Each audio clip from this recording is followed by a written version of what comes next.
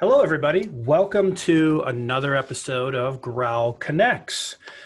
This is where we have the three C's. We have conversations around community and creating connections. Today, I'm really excited to have a good friend on that I've known for many years, and excited about this topic. It's very relevant to everything we have going on. But I want to welcome Kathleen Winsor-Games to the Connex show. Hi, Kathleen. Hi, How thanks are for you? asking me to join you here today, Greg. Yeah, thank you very much. Hey, why don't you give our listeners a little overview about who the heck you are and Okay, maybe the organization you're with, and then we'll get started with the talk. certainly. So I am with Achievement Dynamics, which is a Sandler training organization. And some people may know Sandler as sales, and that is a wonderful thing that they do as an organization. And what I do is a different program within the Sandler universe, and it's called Organizational Excellence. And it is all about helping leaders take their business to the next level, however that might look for them. So there's a coaching component to this, there's a facilitation process to this, and a training element, and a whole universe of really good tools and resources to help business Mhm. owners focus on what matters to them. Yeah, and I had a chance to sit in on one of your sessions. I appreciate you inviting me to that. I really had some great discussions with other business leaders. And really, I mean, I felt like we're going to talk about that today, but we're all facing many of the same challenges as whether we're going through a crisis or not. What I really found fascinating, which we'll jump into here, is really how this can help plan for when you're going well, when things are not going well. It's kind of like that. I know you had a roadmap, you talked about some different things, and and it's hard for companies because of everything going on. So, well, thank you again for coming on. We're going to talk about how to build leadership resilience beyond a crisis. I think that's really, we all want to be outside of this crisis, but, and we're looking at how business leaders that I'm meeting with almost on a day-to-day basis, our clients, friends of GROWL, we're all kind of collaborating. Like, really, I mean, it's interesting. We're starting to see what 2021 is looking like. Are you starting to see that too with the conversations you're having? And yes, indeed, we are. We're very much encouraging people to don't just look at the next 30 days, 60, 90 days.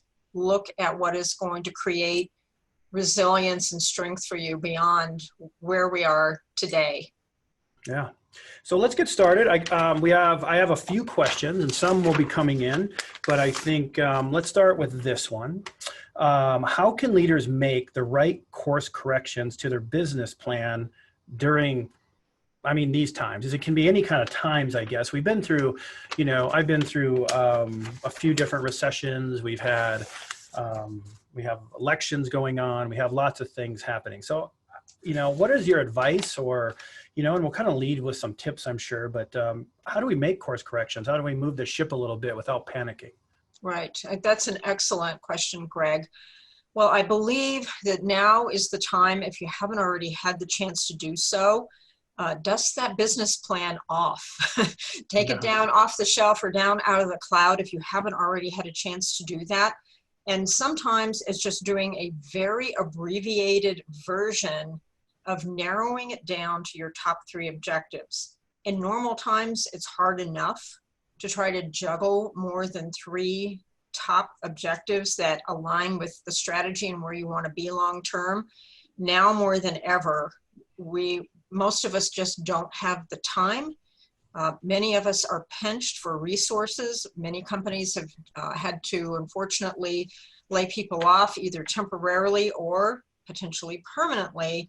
So this is the time you revisit and you refresh, and you may even recalibrate. You may want to do a mini SWOT analysis, looking at your internal strengths and weaknesses as a company. Rethink, revise, maybe shift to a different market. Look at both opportunities and threats. And Greg, I'm sure as you have seen, many companies are discovering that they do have opportunities that were not present 3 months ago or 6 months ago. So I think it's very important to refresh that. identify some potential new markets and new products, but use a very objective scorecard to evaluate what are the costs in not only dollars, but time, people, and resources that you might need to put into that new market, new product, or new service before you kind of jump off of that cliff. It is a time I'm starting to see a lot of people take new risks. They are realizing new markets. Some people have been able to adapt very quickly, and which is exciting to see. You know, I think that this kind of challenge pushes us into new opportunities if we're open to it. You know, there's a restaurateur here in Grand Junction that told me in the very beginning of this, don't stick your head in the sand when this is going on. Mm-hmm. You know, this is a point to rise above it, and it's going to be hard, as most challenges are, but in the outside of this, you'll end up with new products, services, new brand awareness. You know, I like the SWOT analysis. I don't think people look at that enough. You know, sometimes we do a mini or smaller version of that. I think we do strength and weakness and trends. I really like to think about what trends are going to come out of this in 2021. We also have government pressure coming on with different trends because of election year and things like that. So a lot of moving parts. Great time to dust it off and work with experts on this. You know, as you look at the products and services and how you message that. So that is a really great tip, Kathleen, to bring up. I know that could be one whole show right there about SWOT, what you do for your clients on SWOT analysis. Okay. This kind of leads, this question kind of we're talking about, but what are the best ways for companies to emerge stronger in the next recovery, which sometimes I feel like we're in, if you're depending on what industry you're in. I know restaurants and entertainment and hospitality they're going to really, it's going to take them a little bit longer to recover. But, you know, what are some of the things that you're seeing and you're hearing from the people you're working with?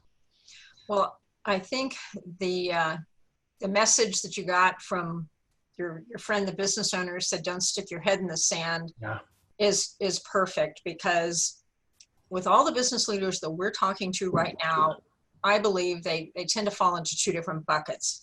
The first one is, in fact, sticking their head in the sand just a little bit and saying, hey, I'm just going to burrow in, I'm going to dig in and hope for the best, and I don't want to do anything or make decisions right now, and you have to check back with me when this is all over. Well, the truth is we don't know when it's going to be all over, which leads me to the second group. The second group has this recognition that now is the time to invest in their own growth, and that might mean professional growth as an organization. It might mean developing the organization.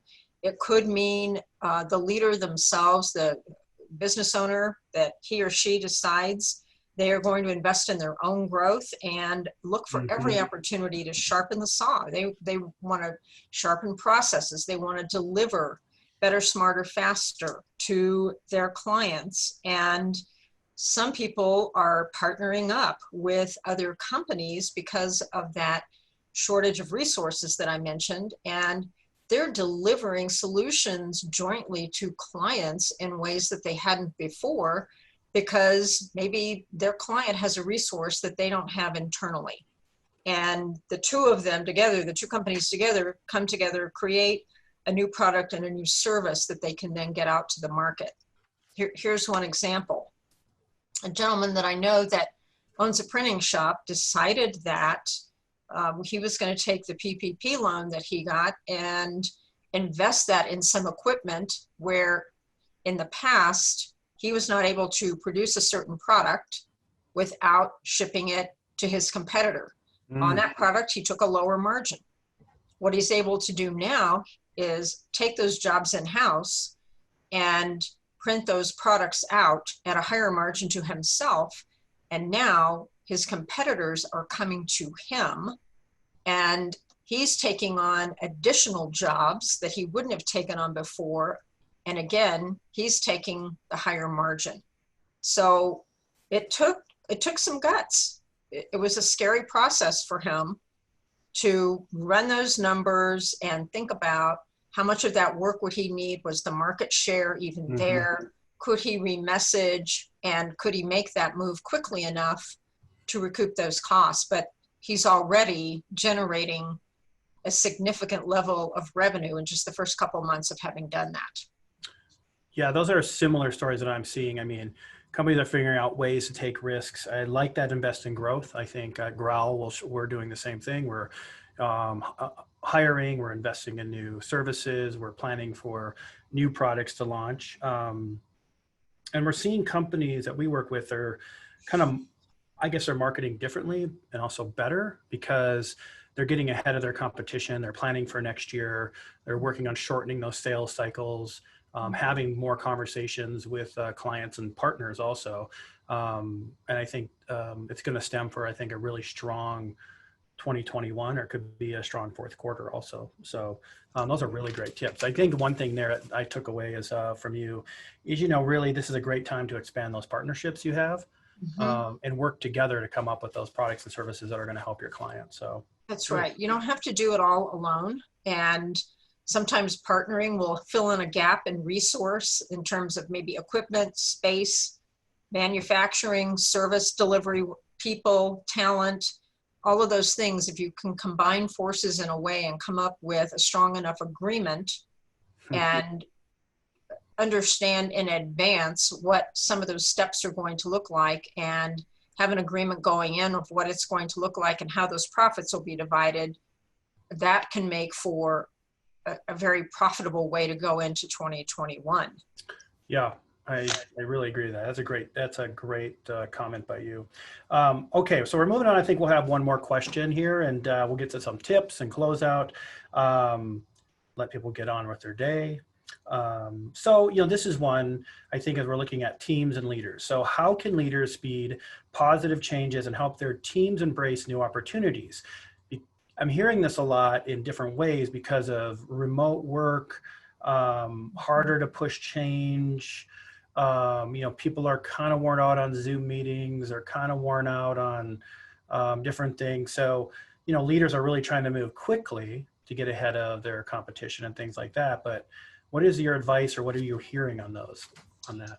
Well, another really great question, and we're hearing a lot of the same things, that the remote work is a challenge, and there is absolutely a high degree of change in the air.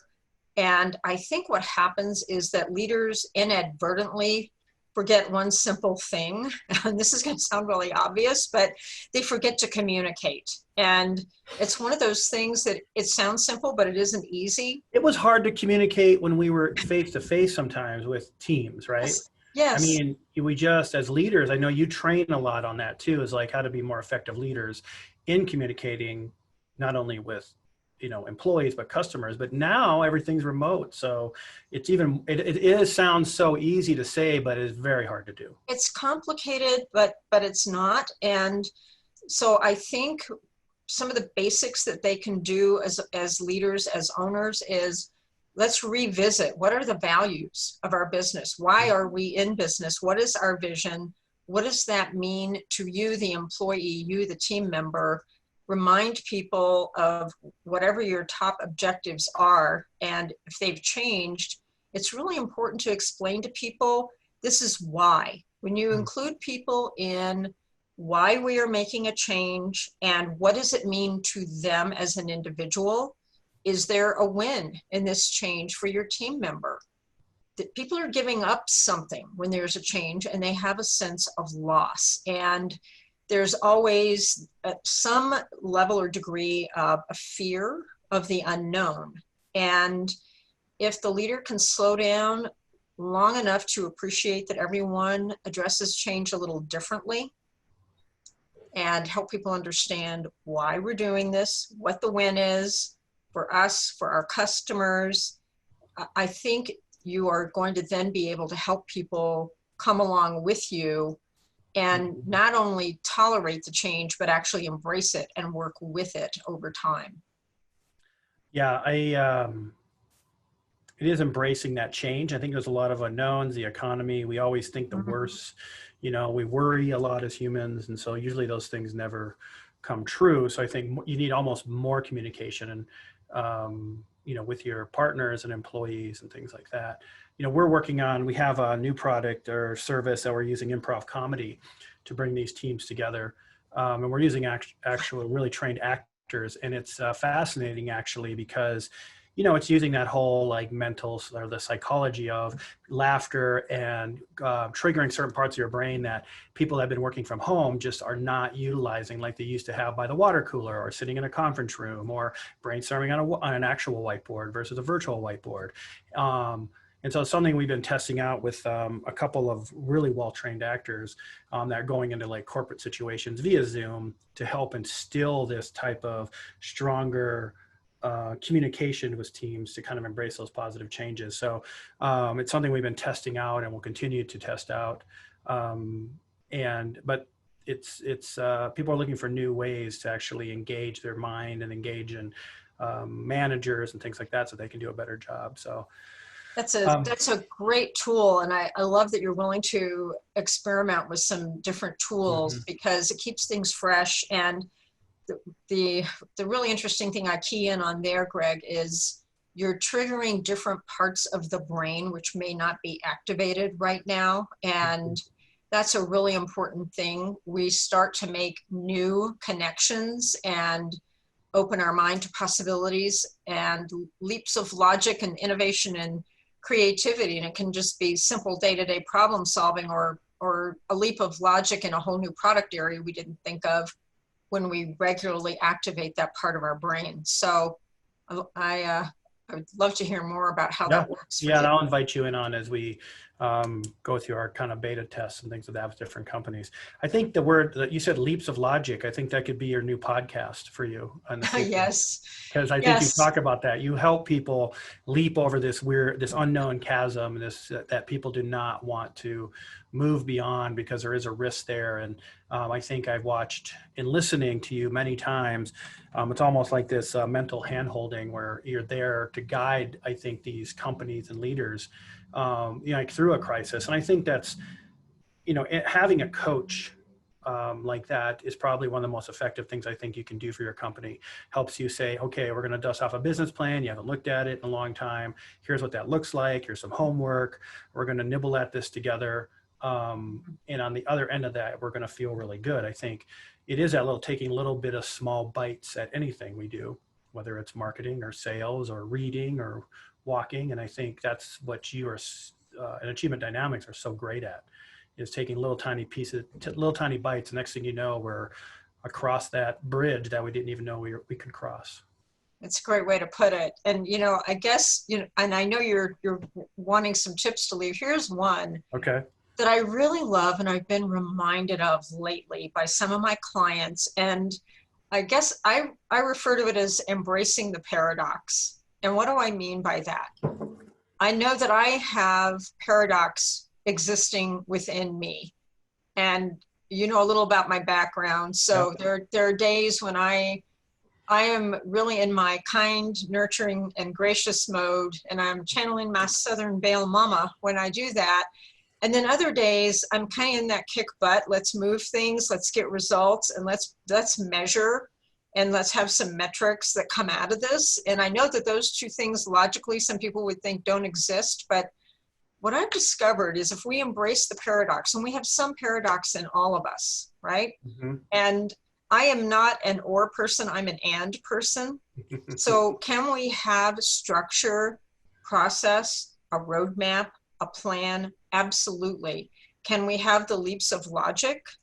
Can we move forward and have something really innovative and have it still hew to that plan, but take us forward really, really quickly because we were exercising that other part of the brain that you're going to exercise with the improv people.